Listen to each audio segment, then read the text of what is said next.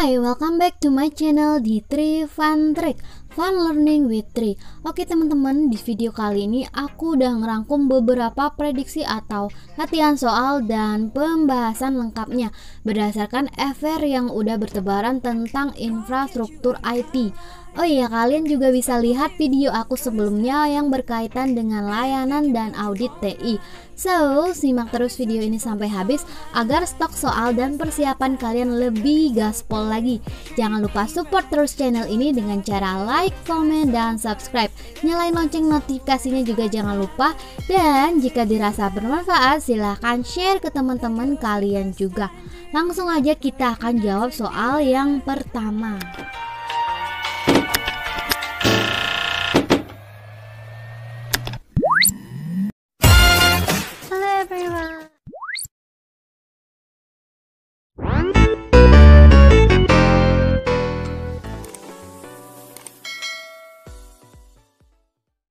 Soal yang pertama, pesatnya perkembangan teknologi informasi ini memang membawa banyak pengaruh positif untuk manusia di dunia, terutama di Indonesia. Beberapa pengaruh positif perkembangan teknologi informasi diantaranya kecuali A. Pertukaran informasi berlangsung sangat cepat, B. Memudahkan pekerjaan manusia, C. Masuknya budaya asing secara bebas, atau D.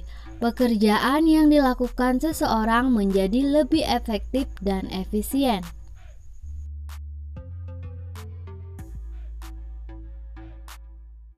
Ya, yang bukan termasuk pengaruh positif perkembangan teknologi adalah masuknya budaya asing secara bebas. Oke, di sini ada beberapa pengaruh positif perkembangan teknologi informasi.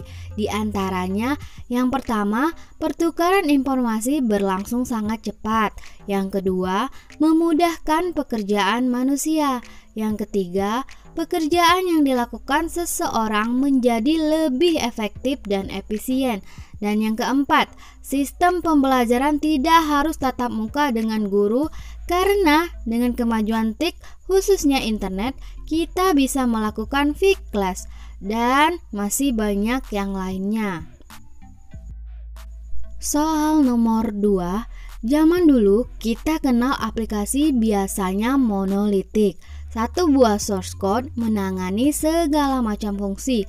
Ini bukan strategi yang baik sebab pengembangan akan menjadi sulit karena tidak fleksibel. Untuk mendapatkan infrastruktur TI yang ideal, diperlukan strategi yang baik dan adaptif, kecuali A. Complexity partitioning, B. Reusability, C. Service, atau D. Integration.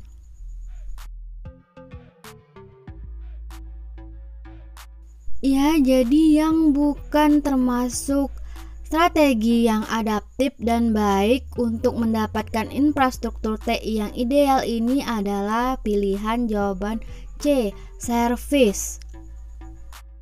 Oke, di sini ada 3 strategi untuk mencapai adaptiveness. Yang pertama itu complexity partitioning, yaitu partisi arsitektur aplikasi ke dalam komponen-komponen yang dapat dikelola secara terpisah atau modular. Yang kedua ada reusability, pemanfaatan ulang atau silang komponen-komponen infrastruktur oleh berbagai layanan TI perusahaan. Dan yang ketiga ada integration, pemanfaatan teknologi open standard yang memungkinkan integrasi antar komponen-komponen infrastruktur. Soal yang keempat, dari pilihan di bawah ini yang bukan termasuk tahapan dalam evolusi infrastruktur TI adalah A. Era mesin akuntansi elektronik, B. Era mainframe umum dan komputer mini, C. Era teknologi, atau D. Era client server.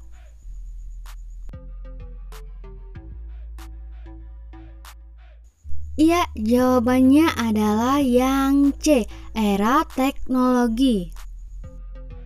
Infrastruktur TI di dalam organisasi saat ini merupakan hasil dari evolusi selama lebih dari 50 tahun di dalam platform komputasi. 5 tahap dalam evolusi ini adalah: yang pertama, era mesin akuntansi elektronik; yang kedua, era mainframe umum dan komputer mini; yang ketiga, era PC; yang keempat, era client server; dan yang kelima, era komputasi internet perusahaan. Next, soal nomor 5. Komponen-komponen infrastruktur TI yang harus dikoordinasikan dengan satu sama lain untuk menyediakan perusahaan dengan infrastruktur yang koheren adalah kecuali: A. Computer hardware platforms; B. Operating system platforms; C. Networking atau telecommunication platforms; atau D. Digital platforms.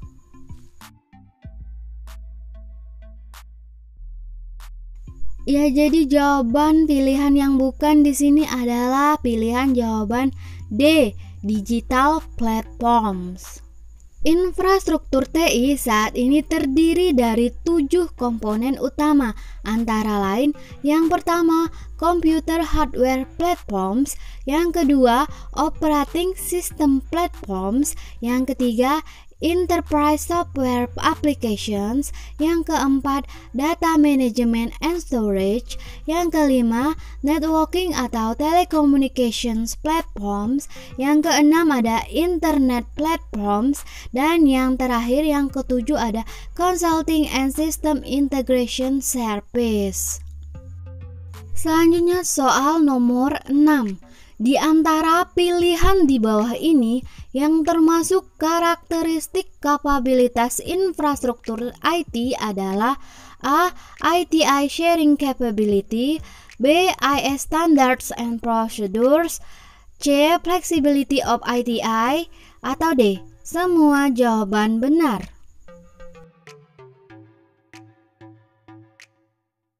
Ya, tepat sekali, pilihannya adalah yang D. Semua jawabannya benar. Oke, di sini ada 5 karakteristik kapabilitas infrastruktur IT. Antara lain, yang pertama, ITI sharing capability, yang mengacu pada bagaimana infrastruktur IT dapat menyediakan layanan kepada pelanggan dari dalam dan luar perusahaan secara efisien. Yang kedua ada IS Standards and Procedures. IS Standards and Procedures sangat penting untuk mengelola infrastruktur IT. IS Standards and Procedure menyediakan landasan untuk analisis serta desain dan pengembangan infrastruktur IT.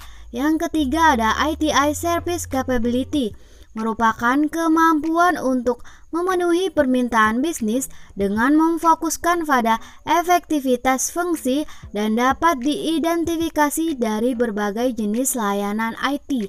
Yang keempat ada flexibility of ITI, fleksibilitas infrastruktur IT yang membantu perusahaan untuk menyesuaikan dengan perubahan yang mungkin ada. Fleksibilitas merupakan kemampuan perusahaan untuk memanfaatkan IT menangani fluktuasi bisnis dan teknologi. Yang kelima ada IS Management Competence. IS Management Competence termasuk keterampilan teknis dan manajerial karyawan dalam sistem operasi. Soal nomor 7, dari pilihan di bawah ini, manakah yang bukan termasuk dalam klasifikasi infrastruktur TI? A. IT aset fisik; B. IT aset prosedural; C. IT aset intelektual; atau D. IT aset teknologi. Oke, jadi di sini yang bukan termasuk dalam klasifikasi infrastruktur TI adalah yang pilihan jawaban D, IT aset teknologi. Infrastruktur IT dapat diklasifikasikan ke dalam 3 bagian, yaitu antara lain: yang pertama, IT aset fisik, Infrastruktur ini merupakan dasar teknis seluruh unit organisasi seperti platform teknis organisasi, arsitektur, jaringan, dan database. Yang kedua ada IT aset intelektual, berhubungan dengan pengetahuan teknologi informasi, keahlian, dan manajemen teknologi dalam perusahaan. Yang ketiga ada IT aset prosedural, terkait dengan peraturan yang menentukan bagaimana aset IT lainnya dievaluasi, diperoleh, dibangun, diterapkan, digunakan, diperbaiki, dan diganti. Soal nomor 8, di luar data center adalah infrastruktur internet berikut ini yang mencakup media transmisi, kecuali A. router, B. keyboard, C. satelit, atau D. antena antariksa. Jadi yang bukan termasuk mencakup media transmisi ini adalah pilihan jawaban B, keyboard.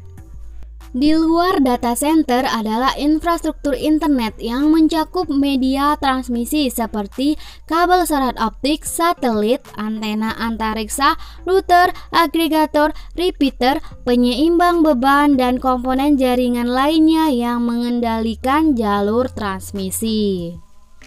Soal yang ke-9, pertumbuhan kapasitas bandwidth internet telah mendorong model konfigurasi client server lebih maju menuju apa yang disebut model cloud computing. Dari pilihan di bawah ini yang termasuk model cloud computing adalah kecuali A. private cloud, B. community cloud, C. hybrid cloud, atau D. data cloud.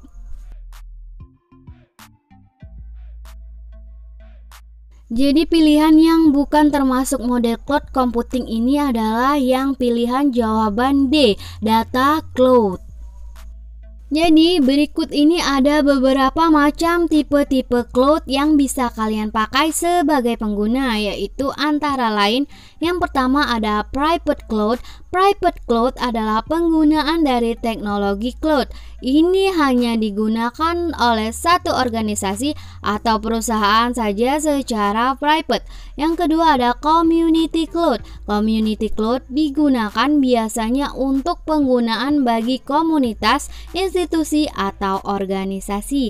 Yang ketiga ada public cloud. Public cloud computing merupakan layanan yang menggunakan model publik, sehingga siapa saja dapat mengakses layanan ini. Beberapa contoh public cloud adalah Twitter, Instagram, Facebook, YouTube. Pada sosial media untuk layanan email yaitu Gmail, Yahoo, Hotmail. Ada yang keempat hybrid cloud. Hybrid cloud merupakan gabungan dari layanan private cloud dan public cloud, sehingga hanya institusi tertentu yang dapat mengaplikasikan layanan cloud ini.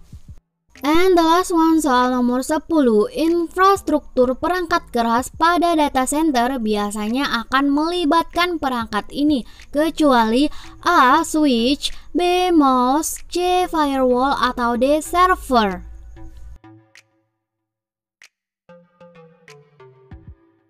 Yap, tepat sekali, jawabannya adalah pilihan jawaban B, mouse. Yes, pinter-pinter kalian ini. Komponen infrastruktur teknologi informasi, infrastruktur perangkat keras pada data center biasanya akan melibatkan yang pertama ada server, yang kedua subsistem penyimpanan, ketiga perangkat jaringan seperti switch, router, dan kabel fisik, dan peralatan jaringan khusus seperti firewall. Ya teman-teman, itu tadi 10 soal SKB yang udah aku rangkum tentang infrastruktur TI. Terima kasih udah menyimak video ini sampai habis. Well, sekian dulu video pembelajaran kita kali ini. Jika kalian suka, silakan di like, di komen, dan jangan lupa di subscribe juga biar nggak ketinggalan materi pembelajaran selanjutnya. Oke ya, see you in my next video. Bye.